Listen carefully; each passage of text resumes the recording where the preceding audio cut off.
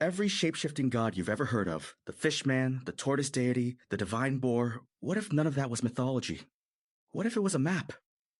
Today, we're diving into the research of a writer called an unknown soldier who claims to have deciphered the world's oldest writing system, one built entirely on cartography. By the end of this episode, you'll understand how Hindu archetypes like Vishnu's 10 avatars might actually be geographic documents, why ancient myths could be historical records in disguise, and what a technique called solarimancy has to do with all of it. I've got someone here who has gone deep into this research, and I want to start with the thing that stopped me cold when I first read it. Is it actually being argued that ancient gods are maps? That is exactly what's being argued. And the framing in the research is precise about it. The claim is that archaic legends and myths are not works of fiction. They are, in the words of the research, iconographic narratives which employ all of the fantastic images derived from cartography. So when you read about Vishnu manifesting as a fish or a tortoise or a boar, the research says you are reading a geographic description of a real kingdom, encoded in the shape of an animal because that animal's silhouette matched the shape of the land. Okay, so before we go further, let's ground this. Who is an unknown soldier, and what exactly did they claim to discover? So the author publishes under the name An Unknown Soldier, and they explicitly credit the United States Armed Forces with the training that made the discovery possible. The research states that in 2011 they deciphered a writing system in widespread use throughout what they call the archaic world. They're calling it iconographic writing, and the key distinction they draw is that it modulates visual information, not verbal information. It's not a language in the way we think of language. It's a system where every composition has a container, a binder, and sets of related icons documenting the leadership and institutions of ancient realms. And the source of those icons is cartography. Exactly. The research describes it as the most astonishing and unexpected feature of the system. Every binding iconograph, the primary container for the whole composition, comes from a cartographic representation of the region it documents.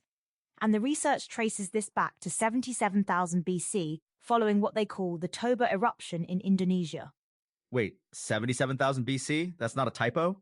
Not a typo. The research is very specific about that date, and it's connected to a real geological event, the Toba supervolcanic eruption, which the research also refers to as the super eruption of 80,000 BC in some sections.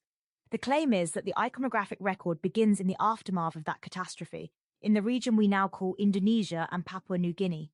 So the writing system itself starts in Southeast Asia, and that's where the Hindu connection comes in. Right, and this is where the research gets genuinely fascinating. The author opens with a really disarming observation about Hindu theology. They point out that Westerners are often perplexed by the myriad ways Hindu devas are identified and interpreted, even among the Hindu faithful. But then they immediately flip it. They say Christians do the same thing on a smaller scale. Emmanuel, Jesus, the Lord of Lords, the King of Kings, the Messiah, the living Word of God, the Lamb of God, these are all names for the same figure in Christian theology. That's a really elegant way to make the unfamiliar feel familiar. And it sets up the central argument about Vishnu. In Hindu theology, Vishnu is described in the research as the dominant deva, the one a majority of the Hindu faithful recognize as God, as their creator. And Vishnu assumes many forms and many names depending on context.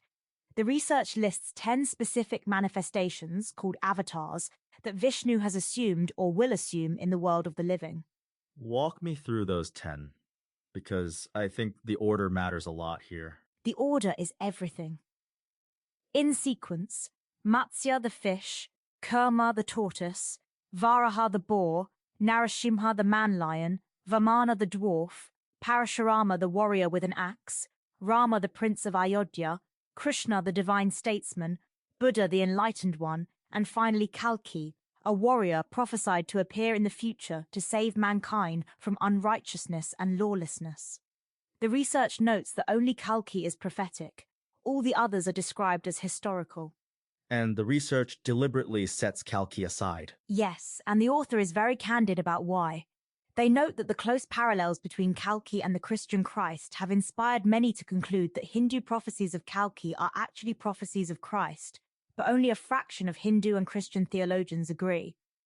Since the research focuses strictly on the historical record, Kalki is excluded. There's also a moment in the text where the author explicitly states, and I want to quote this directly, that they are neither Kalki nor Christ. They call themselves a very uninteresting individual with no other claim to fame than their life's work. That's a pretty remarkable thing to feel the need to say. It is. And the research explains why there are individuals of aspirant faith who await the arrival of messianic figures, and the author is concerned about what they call psychotics willing to twist that faith toward miscreant ends. It's a moment of real self-awareness in what is otherwise a very dense academic argument. Okay, so let's get into the meat of it. The first three avatars, Matsya, Kurma, Varaha, these are the ones the research has actually mapped to specific geographies. How does that work? So the core claim is this. Each of the first three avatars of Vishnu is associated with iconography derived from cartography. The fish, the turtle, and the boar each identify the earthly dominions which Matsya, Kurma, and Varaha served. And the research argues that the iconographic form, the animal shape, was chosen because it matched the shape of the land when viewed from above. So you're looking at a map of an island chain and it looks like a fish. Exactly that.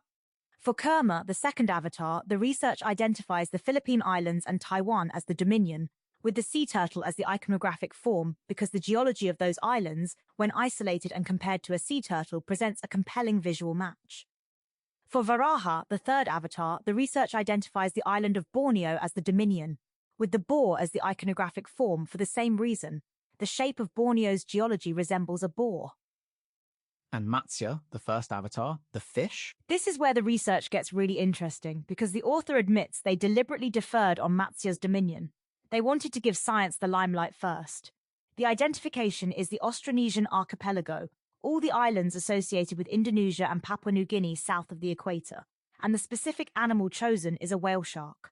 The research describes tracing a boundary line that fairly and efficiently contains the archipelago, and argues that boundary, including the surrounding ocean, resembles a whale shark, specifically because whale sharks feed by gulping with enormous, gaping mouths, which matches the open ocean regions included in the boundary. Okay, I have to be honest, that's the part where my skeptic brain kicks in a little. Like, you can find shapes in anything if you're looking hard enough. And the research actually anticipates that objection. The author says, and this is a direct quote, that the similarity does not necessarily prove what they assert, but they argue it offers an iconographic cornerstone on which Hindu narratives build. There's also a second perspective offered. Viewing the Austronesian archipelago from the south, the research claims you can see the head and face of a man with what they describe as a merman's tail. The argument is that Matsya, the fishman, the origin of all mermaid and merman lore, according to the research, was a nobleman from Papua New Guinea whose kingdom looked like a merman from two different angles. So the research is saying mermaids come from maps. Precisely. The research states, full stop, that Hindu theology and all resultant iconography is the origin of all lore related to merfolk. And the logic is that once an iconographic simile was adopted, anatomical references became place names. Conversations acquired what the research calls fanciful and often amusing dimensions, and thus were all the legends and myths of the archaic world born. Except the research insists they were not legends or myths. That's a genuinely wild reframe, because we've spent centuries treating these stories as either religious truth or primitive superstition, and this research is saying they're neither. They're geographic documents. And the research is pointed about why we've missed this. It says our modern trained ears are conditioned to guard against and reject the fantastic. Archaic narratives are unbelievable and therefore rejected without consideration. But the argument is that accredited academia has fooled itself. These are iconographic narratives, not fiction. Let's talk about the academic stakes here, because the research makes some pretty bold claims about what this discovery would force academia to confront. The research is very direct about this. The crisis it identifies is this. Since the iconographic record, folklore, and Hindu theology all confirm that the earliest use of iconographic writing was south of the equator, in Papua New Guinea and Sulawesi, academia would be forced to conclude one of two things. Either cartography was invented by a subspecies of hominids, or Homo floresiensis is not actually a subspecies of hominid. The research argues either way, academia would have to abandon the narrative that only a subspecies populated the Austronesian archipelago before 80,000 BC. Because if sophisticated cartography was happening there, modern humans had to be there. That's the argument. And the research frames it as an obligation. Once the discovery passes peer review, accredited academia will be obligated to search for and identify antecedents to everything we today accept as righteous and civilized, in a land that time forgot. That's the phrase used, a land that time forgot. Now, I want to get into the mechanism. How did this iconographic writing actually work? Because there has to be a method for turning a landscape into an animal symbol. And this is where soloromancy comes in, which is the cartographic technique the research describes as the engine behind all of this. The research explains it as a priestly rite of divination. Our ancestors believed the sun was revealing what they called the mana lines, the lifelines of the realm of Earth. But the actual technical process is described as remarkably simple. How simple are we talking? The research uses Moses as the example. On the top of a mountain, the research argues it was Mount Catherine on the Sinai Peninsula, the tallest peak in the region. Moses placed his staff upright beneath the sun. He placed a stone on the tip of the staff's shadow. Later in the afternoon, the shadow had moved. He placed a stone on the tip of the new shadow. Draw a line between the two stones and you have a perfect east-to-west line every time. The research claims this technique remains more accurate than modern GPS satellites. That's genuinely elegant. A stick and two rocks and you've got a perfect compass bearing. And from that baseline, the research describes Moses using the head of his staff as a surveyor's instrument, aligning a string from the staff to landmarks on the distant horizon, tracing those lines on a cloth, possibly the inside of his robe. The research says Moses had 40 years to survey the region of Midian, and the accumulated data would have produced an image that the research correlates directly to the biblical description of the burning bush. The burning bush, in this reading, is an iconographic map of the kingdom of Midian. Okay, that is a sentence I did not expect to say today. The burning bush is a map. The research quotes Exodus directly, and the angel of the Lord appeared unto him in a flame of fire out of the midst of a bush. And he looked, and behold, the bush burned with fire, and the bush was not consumed. The argument is that the phonetic record, read in context with the iconography, requires us to accept that Moses was in the center of the wadis which form the central trunk of the surveyed region. The bush that burned but was not consumed is the cartographic image produced by soloromancy. And this same technique, soloromancy, is what produced the iconographic forms for the Hindu avatars. That's the claim. The research describes soloromancers as a caste of the clergy who dedicated themselves to the interpretation of solar phenomena. Their primary tool was a staff. The longer the staff, the lower the error. And the research makes a fascinating observation about Arabian regalia that connects to this. The gold border adorning the robes of Arabian nobility, the research argues that in the archaic world, that border represented the line of solar progress. When the robe was laid flat on the ground, like a prayer rug, the border formed a perfect east-to-west line. So the robe is a compass. The robe is a compass, and potentially a map. The research goes further. It describes the agal, the rope headdress worn by Arabian nobility, as a compass complete with azimuth indicators. The research says, dressed in nothing more than a bisht and agal, the Arabian nobility were never lost. It frames the entire regalia tradition as information technology. That's one of those ideas that once you hear it, you can't unhear it. Fashion as survival technology. And the research extends it even further, to rugs. It suggests that secrets would have been recorded on the underside of rugs, disguised as finishing knots so as not to draw attention to the information they recorded. Woven textiles as data storage. It's a completely different way of thinking about what material culture actually was. Let's talk about the Genesis Protocol, because I think this is the part of the research that ties everything together. The Hindu avatars, the Egyptian gods, the biblical order of creation. What is the Genesis Protocol? The Genesis Protocol is the meta-rule the research identifies as governing the order of precedence in the iconographic record across all cultures. The research describes being initially lost to the rules governing that order. Why does Vishnu first manifest as a fish, then a turtle, then a boar? Why not a different sequence? The answer the research arrives at is that the order mirrors the order of creation in Genesis. Plants first, then fish, then birds, then beasts, then mankind. Exactly that sequence. And the research is careful to say it's not arguing that the Christian canon has it right and others have it wrong. It says the precise opposite. The origins narratives of all other religious traditions include a similar order of precedence. The research states that every textbook in the humanities department of every university and college in the world will have to be rewritten. But the Holy Bible, Torah, Quran, Hindu Vedas and Puranas, Buddhist sutras, Confucian analects, and Shinto Kojiki will not require revision. That's a striking claim.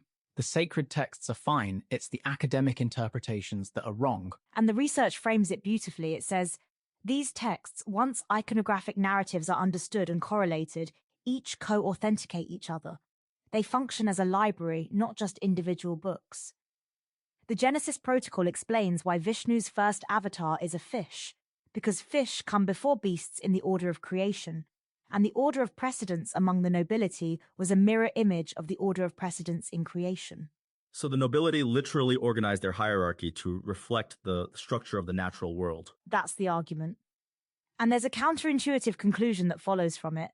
The research states that kings, in a contradiction of all academic consensus, were the last station of the nobility to be created, not the first. The research says this stands in contrast to the narratives of conquer and command asserted by the social sciences. Leadership in this model was earned through service, not seized through force. Okay, that genuinely challenges something I think most people assume about ancient power structures. And the research grounds it in the specific example of Matsya, Kurma, and Varaha. It describes these three as noblemen who led the kindred and common back from the brink of extinction after the super-eruption, employing what the research calls protocols of cooperation grounded in noblesse oblige, the idea that privilege entails responsibility. Because each of these men were regarded by posterity as exemplars beyond reproach, all glory was given to God in their recollection. Their accomplishments were laid at the feet of Vishnu. So the avatars of Vishnu are, in this reading, historical figures who were so exceptional that later generations attributed their deeds to God. That's the reading. And the research draws a direct parallel to Christian beatification. It says Hindu concepts of divine manifestation only appear foreign to Westerners, but Christian rites of beatification do precisely for Christian exemplars what Hindus have done for theirs for thousands of years. The research even offers a bridge. It says if forced to use language more acceptable to Christians, Matsya, Kurma, Varaha, and the other avatars are all Hindu saints. Now let's talk about the evidence beyond the Hindu context, because the research doesn't stop in Southeast Asia. It goes to Wales, to Spain, to Egypt. The discovery actually begins in Wales in 2011 at the National Museum of Wales. The research describes accidentally deciphering what's called the Bryn Cethli Thi pattern stone, a megalith discovered buried beneath a mound on the Isle of Anglesey in 1929, radiocarbon dated to 3500 BC. The analysis on that stone alone exceeds 200 pages, according to the research. And from Wales, it goes to Spain. To the Dama de Elche, which the research describes as an example of Celtic art at the zenith of its expression in 400 BC, previously believed to be an imported fetish used by a Carthaginian tribal chief as a funerary urn. The research argues that in profile, the Dama de Elche is revealed to be a composition based on cartography, specifically that the carving next to a satellite image of Spain and Portugal in isolation is, in the researcher's words, nearly irrefutable. So a famous ancient sculpture is actually a map of the Iberian Peninsula. That's the claim. And the research describes this as the moment that broke open the Egyptian connection. Because once the Dama de Elche was deciphered, the Egyptian pantheon fell rapidly into place. The research states that each Egyptian god, not just one or two, but each one, is a bust depicting regional geology of Africa in what the research calls anamorphic similes. So Horus with the falcon head, that's not symbolic, that's geographic. The research is very specific about Horus. It says Horus originates in geology resembling a perched Egyptian black kite, found in the geology of Egypt west of the Nile. The research describes the irrefutable form of Horus perched facing east, wings tucked behind him, his claws clutching the upper Nile. And then it makes a remarkable observation about the Great Pyramids of Giza. It says there is no coincidence that the pyramids are situated precisely on the nose of Horus in the iconographic composition. The nose, in archaic iconography, was always the sovereign's mountain. Wait, so the pyramids were built on the nose of a bird-shaped map of Egypt? That's the argument. The research explains that Egypt's nobility encountered a problem. There were no appreciable mountains along the Nile Delta from which a king could reign. The nose in iconographic compositions was always the sovereign's mountain. So the solution was to build mountains. The research frames the pyramids not as monuments to death, but as geographic markers, artificial mountains placed at the iconographically correct location for sovereign authority. That is a completely different way of understanding why the pyramids exist. And the research describes the transition from iconographic writing to Egyptian hieroglyphics as a morphological interface, the moment when one system evolved into another. The framing is that Egypt upgraded to what the research calls Twitter, while her neighbors remained with conventional mail. Conversations in Egypt were preserved in hieroglyphics. Conversations in Europe were obscured in iconography. The discovery reveals what was obscured. That metaphor is doing a lot of work. Egypt as the early adopter of a new communication technology. And the research argues the implications are global. It states the geographical breadth of the discovery is global. Iconographic writing documented in use prior to 1500 BC on every continent in the world except Antarctica. The research also identifies what it calls the Sulawesi archipelago, documented in royal regalia featuring Vishnu enthroned on the divine lotus, and notes that still today, the folk art, folk dance, royal regalia, and royal ballet of Indonesia all reiterate iconographic forms reaching back tens of thousands of years. So this isn't just ancient history, it's still visible in living cultural traditions. That's one of the most compelling aspects of the research. The royal barge Anantanagaraj of Thailand is cited as a specific example. The research describes the prow as composed of 7 mythical serpents arrayed around a central figure, and argues this is a composition based in part on cartography. Serpents in archaic iconography, the research explains, are employed to represent rivers. Each serpent in the array documents a river kingdom of Asia. So the royal barge of Thailand is a floating map of Asian river kingdoms. According to the research, yes. And the research promises future content on the origins of both the Naga, the serpent figure, and the Garuda, both of which it says derive from cartography.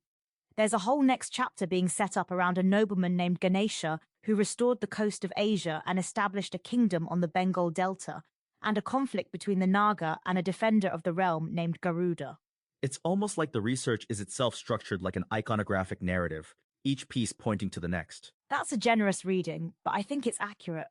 The research is very aware of its own structure. It describes what it calls meta-protocols, the set of rules which govern the order of precedence in the iconographic record, and it applies those same rules to its own presentation, building from the first avatar to the third, from Wales to Spain to Egypt to Indonesia, always following the Genesis Protocol's order of precedence.